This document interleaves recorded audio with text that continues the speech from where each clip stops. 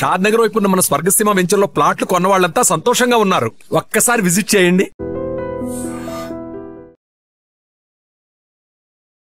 కన్నబిడ్డల్ని బాధ్యతగా కంటికి రెప్పలా చూసుకోవాల్సిన బాధ్యత తల్లి తండ్రిది.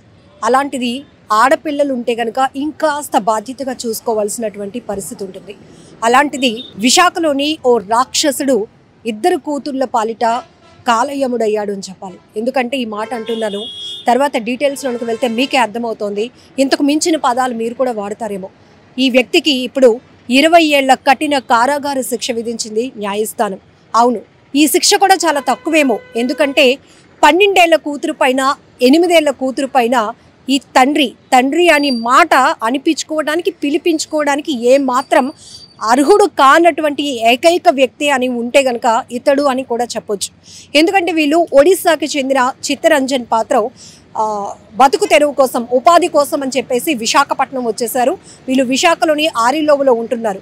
సో భార్యతో పాటు 2 పిల్లలు, ఆడపిల్లలు, అలాగే బాబు కూడా ఉన్నాడు. అయితే ఈమె కార్పొరేట్ హాస్పిటల్లో పనిచేస్తుంటుంది కాబట్టి ఎక్కువగా నైట్ డ్యూటీస్కి వెళ్తూ ఉంటుంది. ఆ సమయంలో తల్లి లేనటువంటి సమయంలో పిల్లలు 3 అటు బాబు ఇటు 2 ఆడపిల్లల్ని చాలా జాగ్రత్తగా కంటికి రెప్పలా చూసుకోవాల్సినటువంటి ఈ వ్యక్తి తండ్రి అనే స్థానాన్ని కూడా మరిచి కాలయముడుగా రాక్షసత్వంతో ప్రవర్తించినటువంటి పరిస్థితి.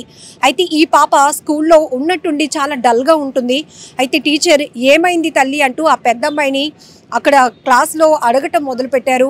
ఎందుకు ఈ మధ్య చాలా డల్గా ఉంటున్నావు, ఏమైంది, చాలా యాక్టివ్గా ఉండేదానివి అంటే ఒక్కసారిగా ఆ టీచర్ని కౌగిలించుకుని ఆమె బోరున విలిపించినటువంటి పరిస్థితి. 12 ఏళ్ల అమ్మాయి ఎంత బాధ దిగమింగుకుందంటే ఆ 12 ఏళ్ల అమ్మాయితో పాటు 8 ఏళ్ల కూతురుపై కూడా అత్యాచారానికి పాల్పడుతూ వస్తున్నటువంటి ఈ తండ్రి ఒక్కసారి కాదంట, చాలా గత కొద్ది రోజులుగా వాళ్ళిద్దరి పైన అలా బలవంతంగా చేస్తూనే చాలా చేయించుకోలేనటువంటివి కూడా చేయించాడు. మేము ఎవరికైనా చెప్తే చంపేస్తామని బెదిరిస్తున్నాడు. మా అమ్మకి చెప్పుకుందామంటే తను నైట్ డ్యూటీకి వెళ్ళిపోతుంది.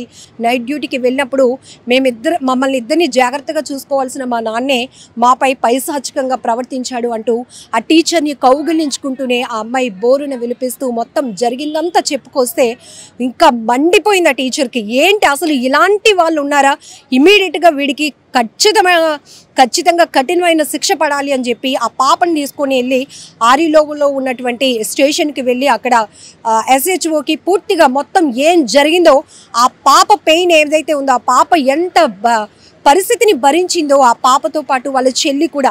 సో మొత్తం పేపర్ రైటింగ్లో మొత్తం కంప్లైంట్ ఇచ్చారు. ఆ కంప్లైంట్ పేపర్ కూడా మన దగ్గర ఉంది. ఇప్పుడు నేను చదువుతాను. ఎందుకంటే అప్పట్లో ఇది పోక్సో కింద కేసు నమోదైంది. ఎందుకంటే ఆరిలోవ పోలీస్ స్టేషన్ నుంచి ఆధారాలు కూడా ఉండడం వల్ల దిశ కోర్టు ACP పెంటారావు గారు ఈ కేసును అయితే టేకప్ చేశారు.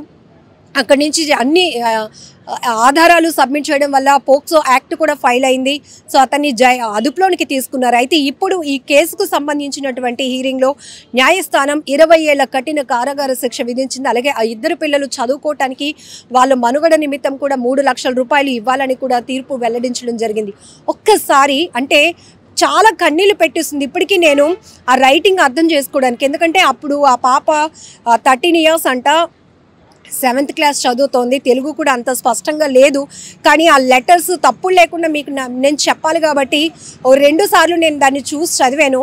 నాకు కళ్ళల్లో నీళ్లు తిరిగాయి. ఎందుకంటే ఆ తల్లికి పాపం పిల్లలు చెప్పినాక ఆమె అతన్ని ప్రశ్నిస్తూ వస్తుంటే ఇంట్లో ఉన్నటువంటి చీపురు గట్టతో అసలు మనిషిని కూడా కాదు కుక్కను కొట్టినట్టుగా అంత దారుణంగా మా అమ్మని కొట్టేసేవాడు, మమ్మల్ని కూడా కొట్టేవాడు, చంపేస్తాను మీ అందరినీ అని చెప్పేసి బెదిరిస్తూ వచ్చేవాడు. మేమేం చెప్పుకోలేకపోయాం. కానీ నా బాధ, నా కన్నీళ్లను నా టీచర్ గమనించింది. నా టీచర్ సహాయంతో మీకు కంప్లైంట్ ఇవ్వడానికి వచ్చాను అంటూ ఆ పాప రాసినటువంటి ఆ అక్షరాలు చూస్తేనే నాకు ఏదో అయిపోతుంది. ఎందుకంటే ఆ వయసులో చక్కగా చదువుకోవాల్సినటువంటి పిల్లలు తల్లిదండ్రులు చాలా జాగ్రత్తగా చూసుకుంటే ఇంకా మంచి ఫ్యూచర్ ఉంటుంది, వాళ్ళు చక్కగా రాణించగలుగుతారు.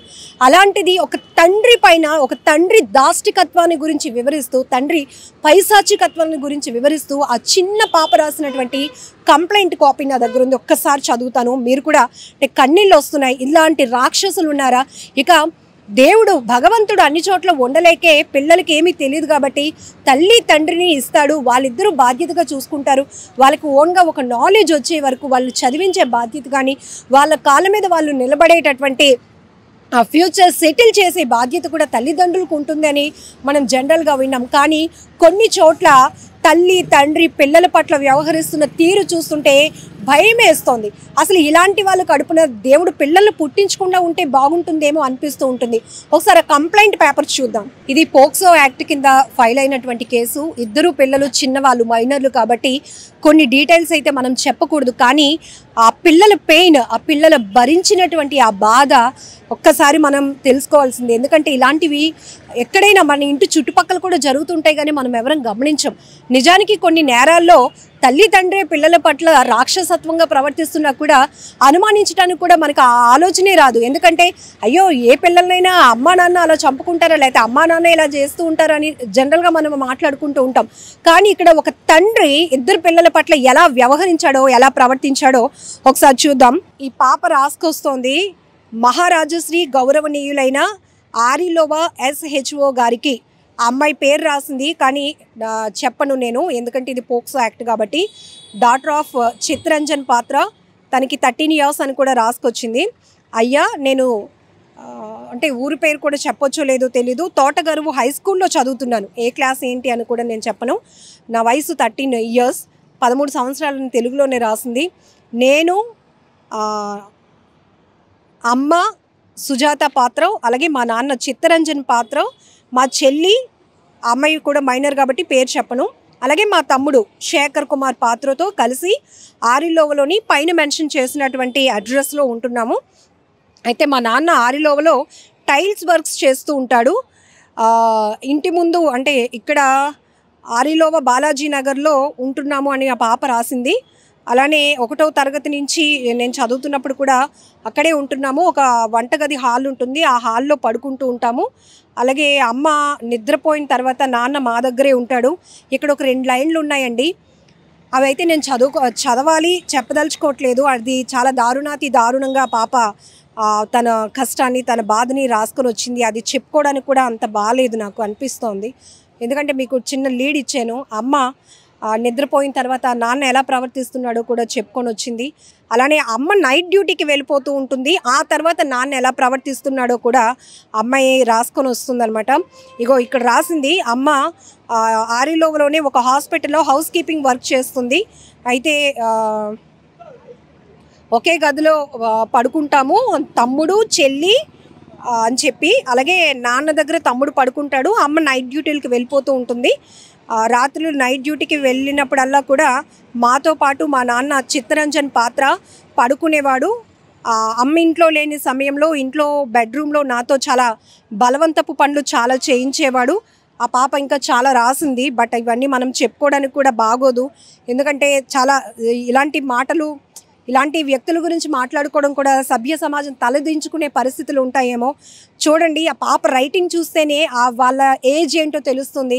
అంత అమాయకత్వంతో ఉన్నటువంటి పిల్లల్ని ఒక తండ్రి బాధ్యతగా చూసుకోవాల్సిన వాడు ఎంత దారుణంగా ప్రవర్తించాడో. అందుకే పోలీసులు కూడా చాలా సీరియస్ యాక్షన్ తీసుకున్నారు. సో ఛార్జ్ షీట్లో కూడా అన్ని ఎవిడెన్స్ని ప్రొవైడ్ చేయడం వల్ల న్యాయస్థానం కూడా చాలా సీరియస్ అయింది. వీడు బయట ఉండకూడదు ఇలాంటి వాడు అని చెప్పి 20 ఏళ్ళు కఠిన కారాగార శిక్ష విధిస్తూ కూడా తీర్పు వెల్లడించడం జరిగింది. సో ఇక్కడ అమ్మాయి చాలా విషయాలు చెప్పింది. ఇట్లా చాలా అమ్మ లేనప్పుడు చాలా చేస్తున్నాడు. అలానే అమ్మకి మేము చెప్పినప్పుడు కూడా అమ్మ చాలాసార్లు అడిగింది. అయితే అమ్మని కూడా చీపురు కట్ట పట్టుకొని చాలా గట్టిగా కొట్టేసేవాడు, చావు దెబ్బలు కొట్టేవాడు. అమ్మ చచ్చిపోతుందేమో అనే భయం కూడా మాకు వచ్చింది. అలాగే మీరు ఎవరికైనా చెప్తే కూడా చంపేస్తాము అని బెదిరించేవాడు. మా టీచరు అడగడం వల్ల నేను ఇది చెప్తున్నాను. శారీరకంగా మమ్మల్ని చాలా ఇబ్బంది పెట్టాడు. నాన్న పెయిన్ వస్తుందన్న కూడా వదిలేవాడు కాదు. వెంటనే మా టీచర్ హెల్ప్తో నేను ఇప్పుడు ఈ రిపోర్ట్ రాస్తూ మీకు ఇస్తున్నాను. ఆరిలోవ పోలీస్ స్టేషన్కి వచ్చి రిపోర్ట్ ఇచ్చాను. నన్ను మా చెల్లిని అనేక సార్లు మా నాన్న ఇలా చేశాడు అంటూ చేస్తూ మా నాన్న చిత్తరంజన్పై తగిన చర్యలు తీసుకోవాలని కోరుతున్నాను అంటూ లాస్ట్ లైన్తో ఆ పాప ముగించడం జరిగింది. అయితే ఈ వ్యక్తి పైన ఈ చిన్నారి ఇచ్చినటువంటి కంప్లైంట్ మీద ఇక్కడ మనం జూమ్ చేసి ఇన్ని సెక్షన్స్ ఫైల్ చేశారు పోలీసులు. అంటే ఎంత దారుణమైన వ్యక్తో మీకు అర్థమవుతోంది. నేను చాలా మాటల రూపంలో చెప్పలేక నేను మౌనంగా ఉండిపోతున్నాను. కొన్ని లైన్స్ చదువుతూ నాకు వణుకు పుడుతుంది. ఎందుకంటే ఆడపిల్లగా పుట్టడం అనేది సొసైటీ ఒకప్పుడు ఆడపిల్ల పుట్టిందా అంటూ చిన్నచూపు చూసేవారు. ఇప్పుడు ఆడపిల్లలపైన కొంతమంది తండ్రులు బాధ్యతగా వ్యవహరించడం మానేసి రాక్షసత్వంగా వాళ్ళ శారీరక కోరికలు తీర్చుకోవడానికి కన్న పిల్లలపై కూడా కన్నేస్తున్నారంటే ఇలాంటి వెధవల్ని, ఇలాంటి రాక్షసులను ఏమనాలో కూడా అర్థం కావటం లేదు. మొత్తానికి నాకు పోక్సో అడ్వకేట్ బత్తిన రాజశేఖర్ గారు అయితే ఇది పంపించడం జరిగింది. ఎందుకంటే మనం ఎప్పటికప్పుడు 5 ఏళ్ల క్రితం 4 ఏళ్ల క్రితం నమోదైనటువంటి కేసులకు సంబంధించి కూడా పోక్సో న్యాయస్థానం ఎలాంటి తీర్పులు ఇస్తుంది అని చెప్పేసి మనం ఎప్పటికప్పుడు అప్డేట్ ఇస్తూ ఉన్నాం. అంటే చాలామందికి ఇలాంటి నేరాలు జరిగినప్పుడు అయ్యో వీళ్ళకి ఎలా న్యాయం జరుగుతుందో అనుకుంటూ ఉంటాం. బట్ పోక్సో న్యాయస్థానం ఎంత లీడ్ తీసుకుంటుంది, పోలీసు వ్యవస్థలు కూడా ఇలాంటి మైనర్ల పట్ల మహిళల పట్ల జరుగుతున్న అఘాయిత్యాల విషయంలో ఎలా కేసు ఫైల్ చేస్తున్నారు గోప్యంగా. ఎందుకంటే ఇవన్నీ కూడా అత్యాచార ఘటనలు మైనర్లకు సంబంధించినవి కాబట్టి చాలా సీక్రెట్గా ఇన్వెస్టిగేషన్ మొదలు పెడుతూ ఛార్జ్ షీట్ చాలా స్ట్రాంగ్గా ఫైల్ చేస్తూ ఉన్నారు. సో ఈ కోణంలోనే ఇప్పుడు పోక్సో అడ్వకేట్ బత్తి రాజశేఖర్ గారు అయితే ఈ డీటెయిల్స్ కూడా మనకి ఇవ్వడం జరిగింది. ఇలా మనం అప్డేట్స్ ఇస్తూ వస్తున్నాం. ఏదేమైనా ఇలాంటి ఘటనలు చాలా దారుణం కదా. ఎంత దారుణం అంటే వినడానికి కూడా అసలు మనసు ఒప్పుకోవటం లేదు. అది చదవటానికి కూడా చాలా 2-3 సార్లు నేను ప్రిపేర్ అయ్యాను. ఎందుకంటే ఆ పాప రైటింగ్ ఒకటి అర్థం చేసుకోవాలి. రెండోది ఒకవేళ ఆ తండ్రి ఎంత బలవంతంగా ఎంత దారుణంగా పెయిన్ వస్తుందనో వదలకుండా ఆ పాప రాసినటువంటి ఆ మాటలు నేను మీ ముందు చెప్పడానికి కూడా నాకు అసలు ఒప్పుకోవట్లేదు నా మనసు. అలాంటి పరిస్థితి ఉంది. ఇలాంటి వాళ్ళని ఇంకెంత కఠినంగా శిక్షించాలి. ఇలాంటి దుర్మార్గులు ఇంకా సొసైటీలో ఉన్నారు. మనం జనరల్గానే అనుకుంటాం ఈ రౌడీ షీటర్లు వీళ్ళు వాళ్ళ గురించి ఎక్కువ మాట్లాడుకుంటాం, కానీ కనబడకుండా ఉన్నటువంటి రాక్షసులు చాలామంది ఉన్నారు. సో ఇలాంటి వాళ్ళని ఎలా కఠినంగా శిక్షించాలి, ఎలాంటి శిక్షలు పడితే బాగుంటుంది అనే విషయం పైన మీరేమనుకుంటున్నారో కూడా కామెంట్ బాక్స్లో మెన్షన్ చేయండి. And for more videos, please subscribe to iDream. Please subscribe to iDream. Please subscribe iDream. And please subscribe to iDream. For more videos, subscribe to iDream. please like, share and subscribe to the channel. Congratulations, iDream. Subscribe to iDream. Subscribe to iDream. So subscribe to iDream Media. iDream ki iDream team andarki huge congratulations. Please subscribe iDream Media. Please subscribe to iDream. Subscribe iDream. Please subscribe to iDream. iDream అంటే నా కళల channel subscribe చేసుకున్న నోరు తిరుగుతలేదు. మీరైతే గంట గుర్తు కొట్టండి. For more such videos, please subscribe to iDream. Subscribe to iDream. Please subscribe to iDream. Please subscribe iDream Media. Please do subscribe to iDream. Please subscribe to iDream Media. For best entertainment and information, please subscribe iDream. And don't forget to subscribe to iDream.